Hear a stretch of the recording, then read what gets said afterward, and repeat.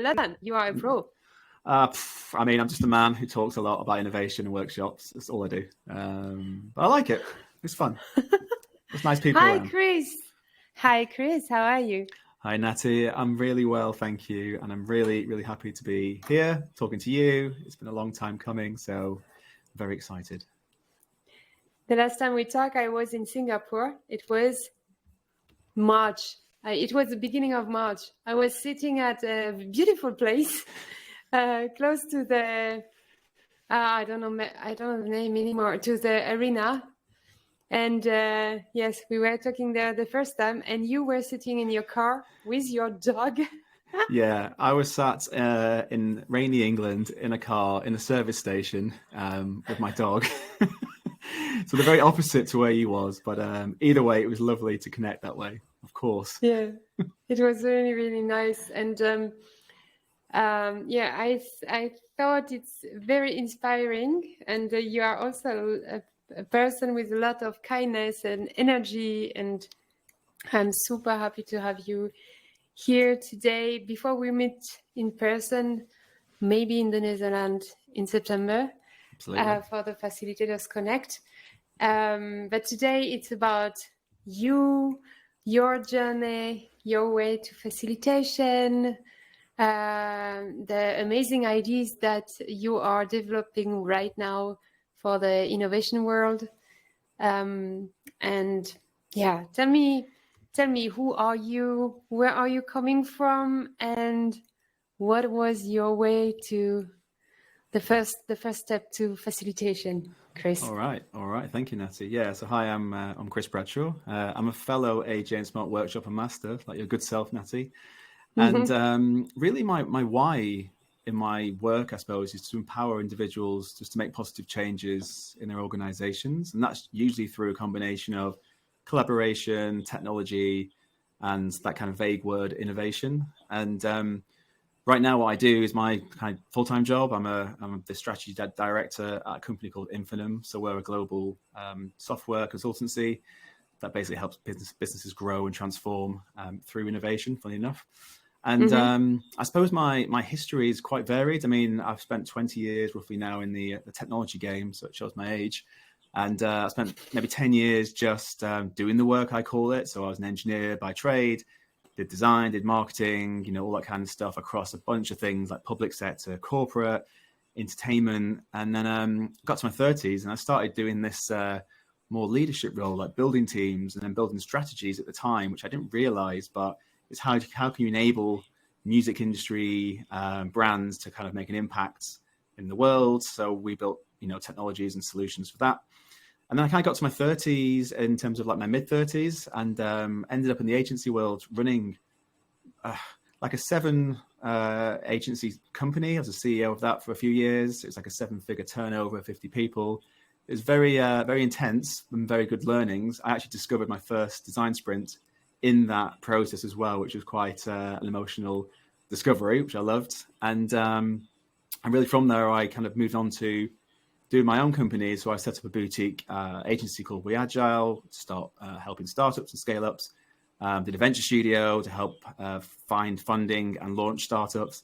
And then my last job really was running my own consultancy called Inventive, which is really just about how do you advise companies on digital strategies, deploy new innovations, and really just like how do you build better collaboration in their workspace.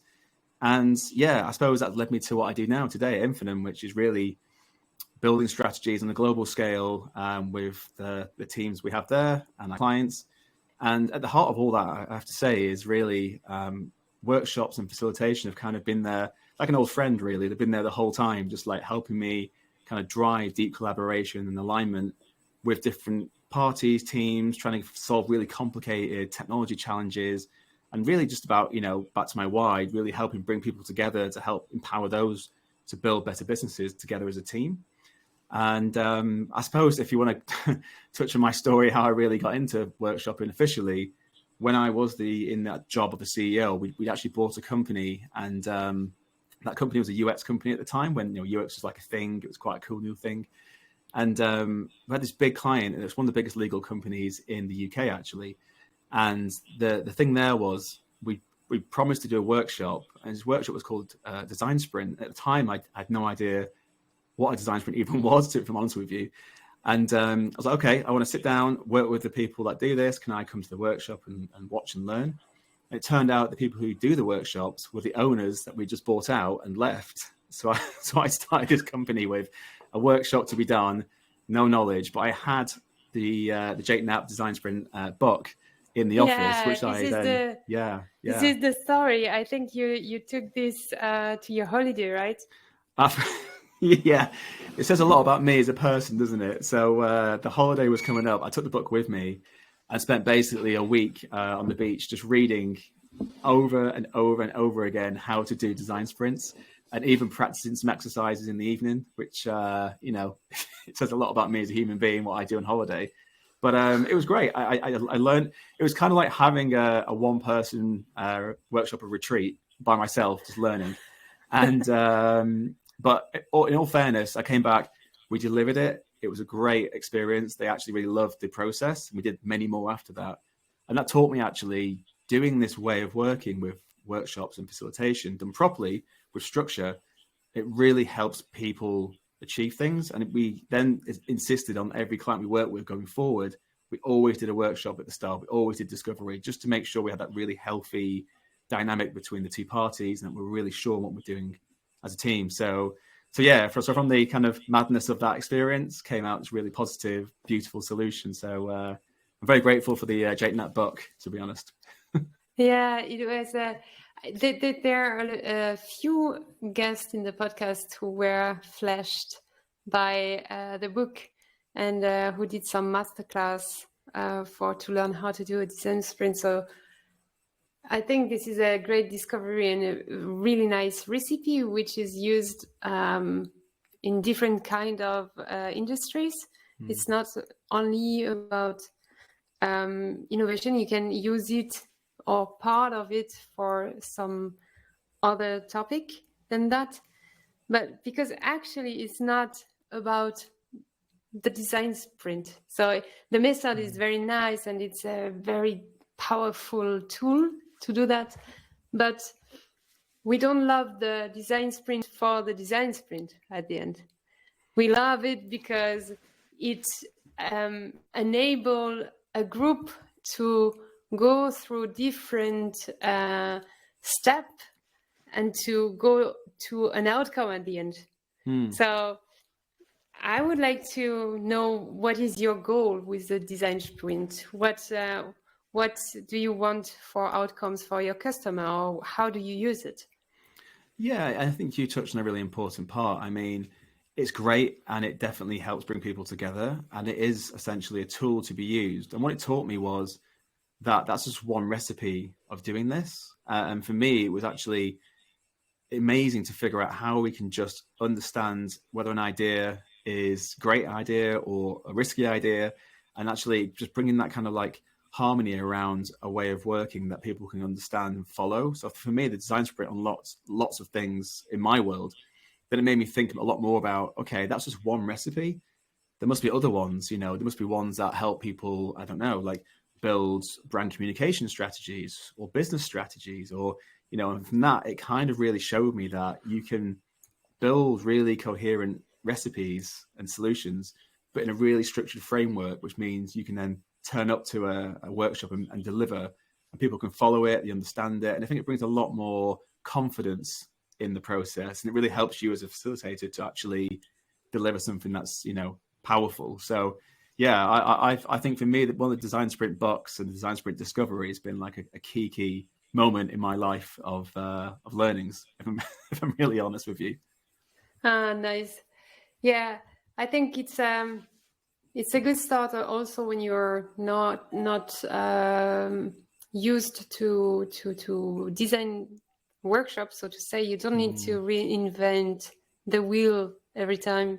There are recipes like the design sprint or other ones that you can use to do that. And of course. So you use it, if I understood well, what kind of companies you support in their work. You use it to help company to reducing risk are saving money and getting the best value based on your experience. Yeah. So how do the customer respond to the fact that you use workshops to do this? Well, for me, and what I really didn't understand when I was learning the design sprint and only started to really understand now is it's about the level of failure that I see all the time, especially in my world where we're working innovation, building technologies, etc.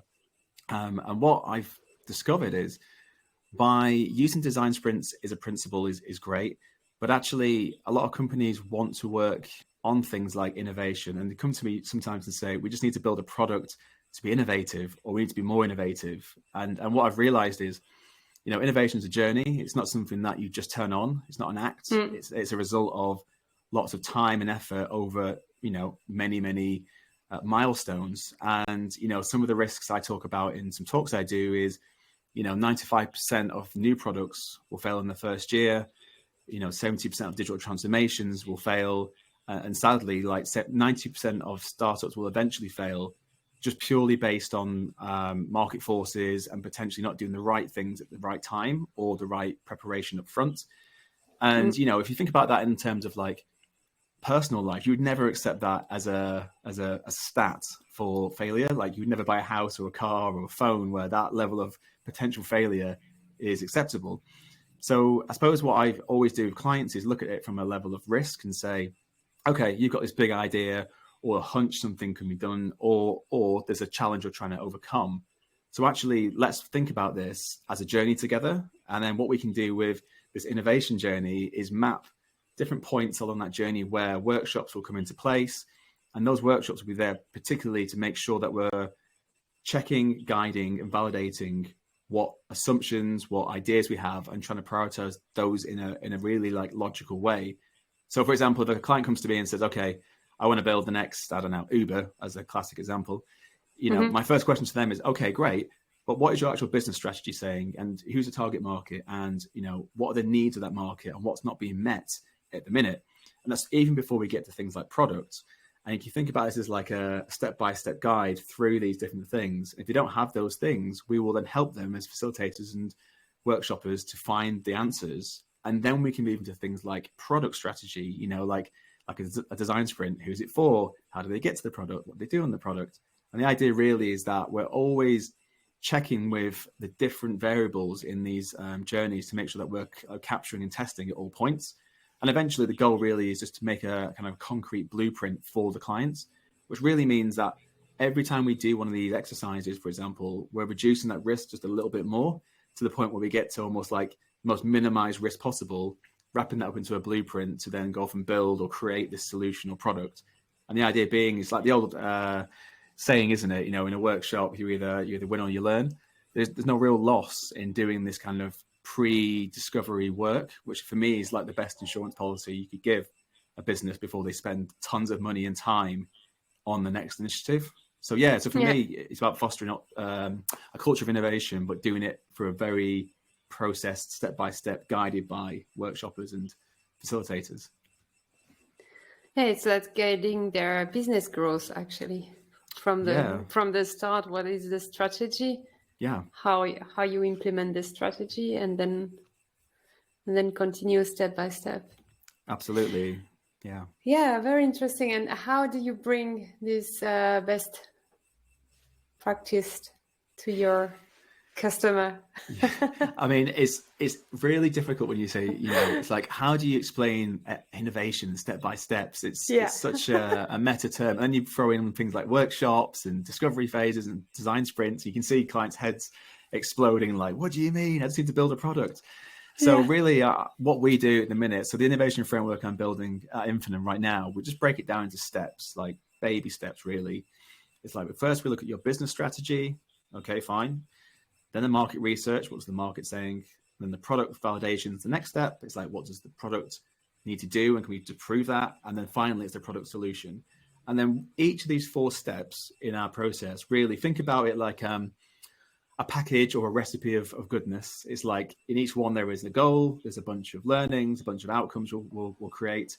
And as facilitators, there's a bunch of exercises we need to run to ensure that we are creating the right outcomes. So for example, if we did a business strategy part of this process, we would do things like the lean canvas business model, price sensitivity, competitor analysis, things like that as exercises with the client.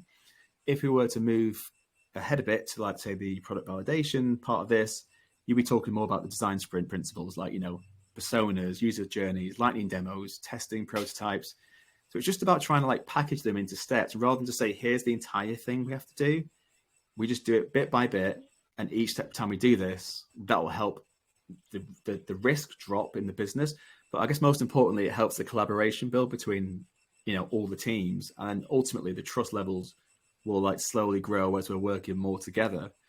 And really for me, I think that's the best way you can do anything really. It's like build better relationships, build better collaboration, de-risk failure, because no one wants to waste time or money or things fail, right? So that's how I've been looking at this as I guess, design sprint, but kind of on steroids, like like across all facets of business. Yeah, maybe you will create something like the business innovation sprint by Chris Bradshaw, the next Jack Knapp.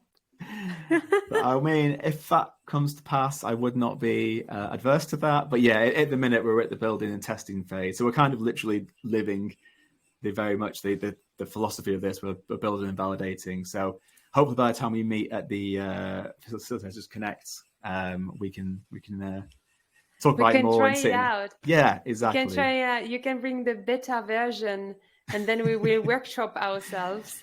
Yeah, of course, absolutely. I mean, and I guess it's not about business. It's not about business at this retreat. So it's about sales. It's about positioning. It's about marketing. So it's about also creating product. I mean, I am right now in the phase of creating my own product, and I'm listening exactly what you're saying.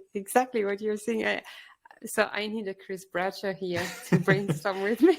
That's what I'm here for. I think, and all I'm really doing is just, I'm just putting the toolkit that every workshopper and facilitator has and just trying to put it into something that has a framework or a language, and then sharing that as much as possible just to help other people in our world use, iterate. The idea is that it just helps build better companies over time and reduce waste. That's really what makes me sad, like seeing potential being waste, money and time. So yeah, I'm always trying to find ways to beat that if I can. Yeah, very nice. And do you have like, are you building this like it would be the same framework based on the same exercises, like a recipe, like the design sprint, so to say, that you can reuse, I mean, for your business to work with all of your customers? Is it, you think like this? These are always the same exercises? I think this is why I believe what we do for, workshops and facilitation, we are like pivotal, I think, in any business kind of decision making, because the first version of this was, yes, there are packages and each time you roll out a bunch of exercises and that's great.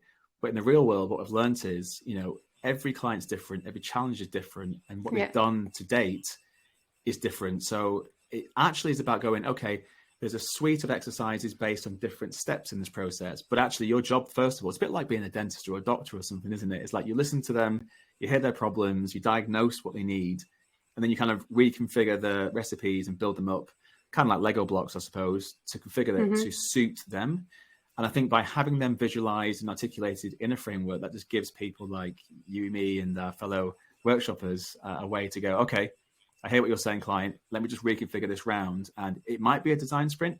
It might be a design sprint with a bit of like, business strategy involved, because that's really there's a gap there. So the point is, it helps us make sure we don't miss anything crucial in that kind of innovation process. When we come to the actual innovation being launched, we know we've done everything possible to make sure they've done the very best, preparation possible. Yeah.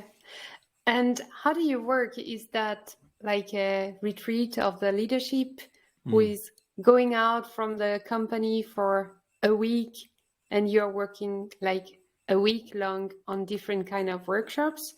Or does it make more sense to split it in different in the different step and meet every time for one step, for example, for one day, talking about the strategy, the second day talking about other things? And how do you work? Or it depends also on the customer you have? I think you have to really start from, the person first. I guess the job we do is to put the customer first, right, and make sure the solution suits the customer. So I think, again, it'd be slightly naive to say, okay, we have one process, you have to fit into that process, customer. I think you have to really understand what the customer needs and what they can do geographically as much as anything. So the process itself really is fluid. It's almost like we want to do really intense workshops in a room together for X amount of days, but equally the whole phase could take about a month because we have to do some work separately. We have to go and test with some people. And it's about how can you construct it around their availability and their access. So for me, it's the same process as we will take. It's a bit like being like a therapist, really, isn't it? You take in their problems and listen to them. Go, okay, here's a solution we think we can do. Now, how do we build that around you and your business?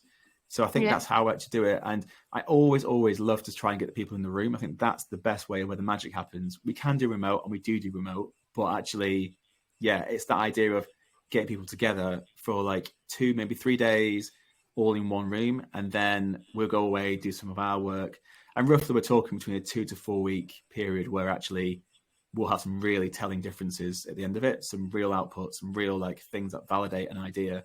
And generally what we find, at least from the work I'm doing today, is that's what helps unlock investment to an idea from stakeholders, investors, VCs, because what we've done is we've taken, someone's idea or words into an actual visual product with like some real data behind it. So I think we have to be flexible in what we do. Otherwise, it just makes more stress on top of a really complicated challenge anyway. Yeah. And do you use workshop at the beginning of the negotiation with your clients to find out what are the pain points? Because this is something I am thinking about, how to make entrepreneur startups clear or understandable. Understandable? Is it an English word? Yeah.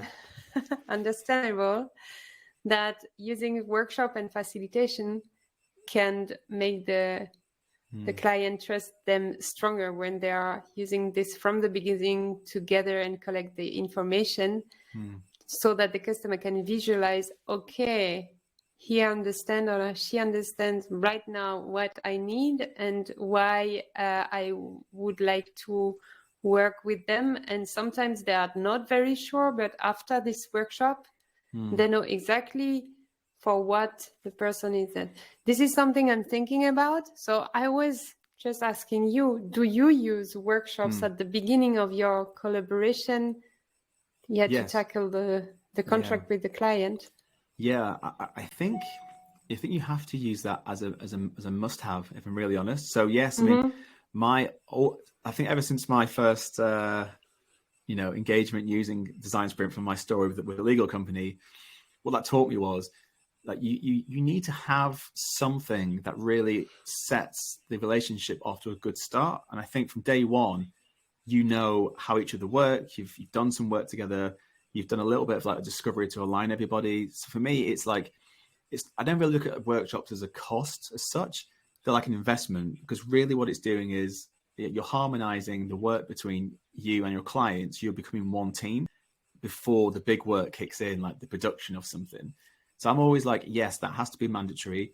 And also what I've done, I've done hundreds of workshops now since 2017, right? So it's quite a lot of time doing these things. I'd say 90% of them, there's always some work, some edits, some tweaks, some refinement to get the idea right. Great. But that 10% I found is always like the odd idea which needs a complete pivot because it's just not quite right. Or sometimes it's like, actually, this idea shouldn't really go ahead because it's going to basically fail from what we can see. and I know, and that might sound negative, but I think actually what it's doing is it's saving that client thousands of pounds, time, energy, sanity by just doing this workshop up front. So it's really protecting them from you know, a risk of failure on that side. And also what I say to my team at Infinum is, you know, it's important for us too, as human beings, as a team. We want to work with someone in a kind of a discovery sense in the workshop first, just to understand the client and make sure they're the right fit for us. It's almost like a first date, isn't it, really? Albeit a very organized one. So, yeah. Imagine you come on a first date and you say, oh, wait a moment, we have to do a workshop. That's how I like to usually, go on holiday or first dates, by workshopping. Oh, maybe this is maybe I should do not this anymore. I'm just saying, workshops could be the answer to everything. But, you know, it's about fostering a healthy culture. And I think for me, doing workshops up front, whether it's a day or a month, it's about people, really, isn't it? And it is about solutions and driving innovation, etc. But it's just about, can the people work together, and can we form a really, you know, compelling and useful team before we go on this long adventure together, which could take months to years. So for me, it's always an investment to do it first, and then continuously, where possible, you know, like once you finish the product, you should still be doing more discovery just to keep checking in to go, what does the product need? What does the business need? What's the market saying about the product? You know, so how fast can you learn? That's always my mantra with this stuff. We want to help people learn fast and collaborate better together, really. Yeah. Nice. Yes. This is a good job, actually. This is the most beautiful job on earth, I think. Absolutely. It makes me happy. It can be quite stressful, I think, at times when you prepare workshops before you go into them. But I think when you're in it and you've done it, it feels for me much more rewarding than, I guess, my previous jobs, which was running businesses or building or designing stuff. I think I love working with those people that are great at that. But I think, that human factor, I think, is a definite upside to our jobs. Yeah. Thank you so much. Thank you so much. Could you tell me as the last sentence, why are you going to Facilitators Connect? Because you are actually a skilled facilitator. So what is your why? My why? Beside meeting us and meeting me in person. I think it's a good question. My why is I'm just looking to be inspired and learn always. And every facilitator I meet in this community seems to do that in different ways. And I don't think it matters how much time you've been doing this for. Having a different perspective and different people, I think, is a healthy way for you to grow. So I'm looking to go and, be challenged, learn, be inspired, and grow as a human being. Hopefully, is my plan. Nice. Thank you very much, Chris. Thank you, Natty. Thank you for your time. Thank you for being my guest. Thank you so much. We'll see us in September. Looking forward to it. Thank you so much. Bye-bye. Bye-bye.